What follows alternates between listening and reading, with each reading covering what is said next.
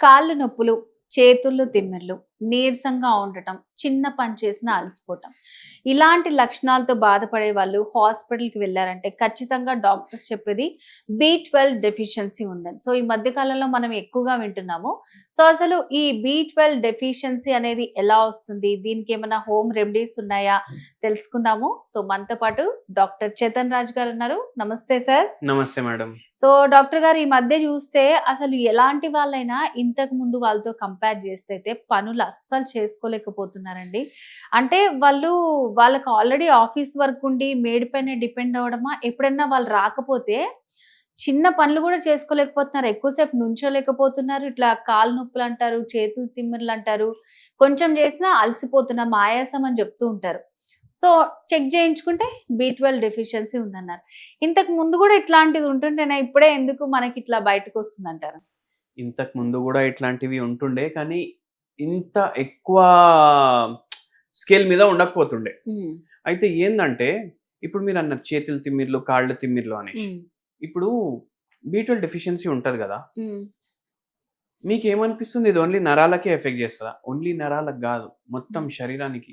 ఇప్పుడు ఒక patient report తీసుకొచ్చిండు నా దగ్గర. సార్ నాకు హ్మ్. ఇట్లా అరికాలు మండుతున్నాయి. హ్మ్. నడుస్తుంటే ఇట్లా చెప్పు జారిపోయినట్టు అయితుంది. హ్మ్. నడుస్తుంటే చెప్పు జారిపోయినట్టు అయితుంది. ఇట్లా షాక్ కొడుతుంది నా కాళ్ళల్లో అనేసి అంటుర్రు. హ్మ్. షాక్ కొట్టిందా? సరే మీరు కూర్చోండంటే, ఇప్పుడు హ్మ్. మనం రిపోర్ట్‌లో చూసినాం.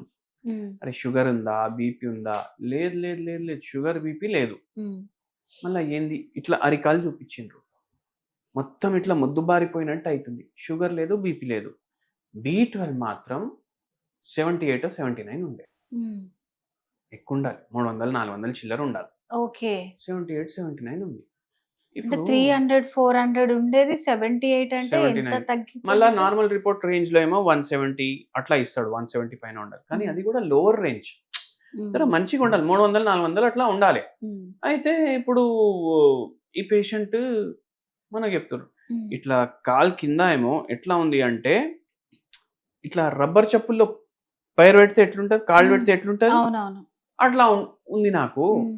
నడుస్తుంటే ఇట్లా హ్మ్. గాలిలో నడిచినట్టు ఉంటుంది అనేసి అన్నారు. హ్మ్.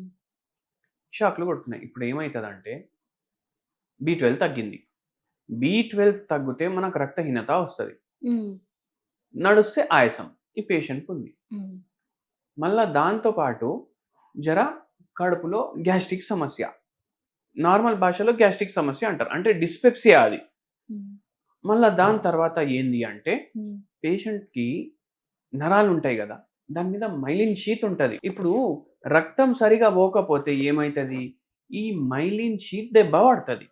బి12 గూడా లేదు. ఇప్పుడు బి12 ఉంటే ఏదైతే ఎలక్ట్రికల్ ఇంపల్సెస్ పాస్ అవుతాయి గదా! నరాల్లో. నరాల్లో అంటే వైర్లు గదా! ఇవన్నీ. అవి సక్కగా పాస్ గావు. హ్మ్. సక్కగా పాస్ అవ్వలేదు. మళ్ళా దాంతో పాటు బి12 డెఫిషియన్సీ వల్ల మైలిన్ షీత్ డ్యామేజ్ అయితది. మళ్ళా ఇప్పుడు జనరల్‌గా గూడా చాలా మందికి మైలిన్ షీత్ కొద్దిగా దెబ్బ పడ్డదనుకోండి. హ్మ్. అది మళ్ళా రిపేర్ అయితది. దాన్ని రీమైలినేషన్ అంటారు. ఓకే. దానికి బి12 అవసరం. హ్మ్. ఇప్పుడు ఈ అమ్మకి లేదు. హ్మ్. ఏమైతది? డ్యామేజ్ అయితది. సరే ఈళ్ళు ఏం జేస్తున్నారు? బి12 సప్లిమెంట్లు తీసుకుంటున్నారు. హ్మ్. బియాన్ ఇట్లా చాలా పేర్లతోటి వస్తాయి. తీసుకుంటున్నారు. అయినా పెరగట్లేదు. దానికి ఏంది అంటే, చిన్న పేగులో గూడా ప్రాబ్లమ్ ఉంది ఈ అమ్మకి. హుహు. చిన్న పేగులకెళ్ళే బి12 తీసుకుంటది శరీరం. అది తీసుకోలేకపోతుంది. ఎందుకంటే అక్కడ గూడా ప్రాబ్లమ్ ఉంది. నేనొకటి అడిగినా, "ఏమైనా అలవాటు ఉందా అమ్మా?" హ్మ్. "ఏం లేదు. చాయలు 5, 6 కప్పులు తాగుతా" అన్నారు. అమ్మో! పర్ డేకి పర్ డే. 5, 6 కప్స్ చాయ్. చాయ్ తాగుతారు. హ్మ్. మళ్ళా అది గూడా హ్మ్. చక్కెర మంచిగా యేసుకుంటారంట. వాళ్ళ బాబు చెప్తుండు. ఎంత హ్మ్. చెప్పినా వినదు. ఫుల్ చాయ్ తాగుతది. ఫుల్ హ్మ్. చాయ్ తాగుతది.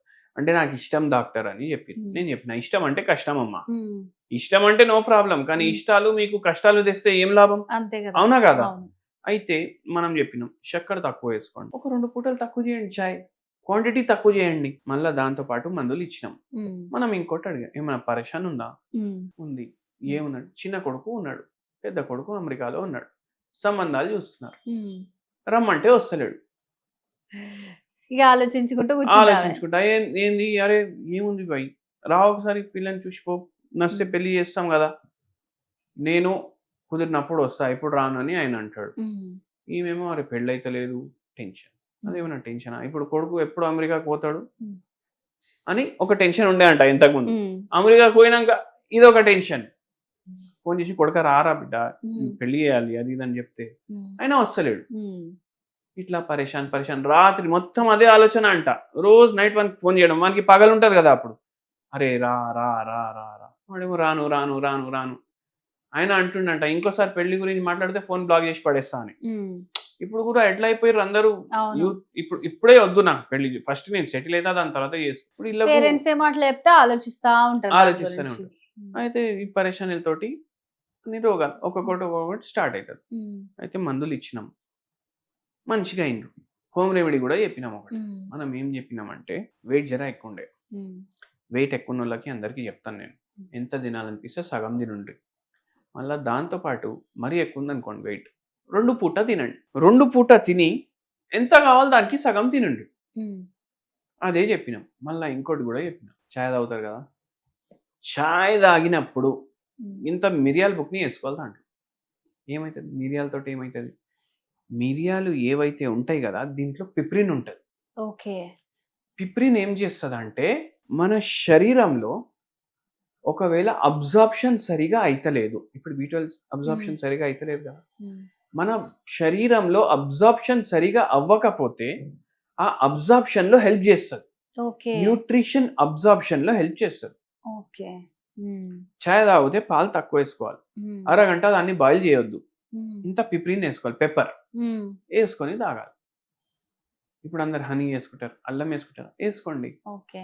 హ్మ్. అల్లంతో పాటు ఇంత పెప్పర్ ఏసుకోండి. హ్మ్. పెప్పర్ అంటే మిరియాల బుక్ని. సో, నిజంగా ఏదైతే చాయ్ అస్సలు మానలేమనుకుంటారు గదా! వాళ్ళకి మంచిగా పనిచేస్తదది.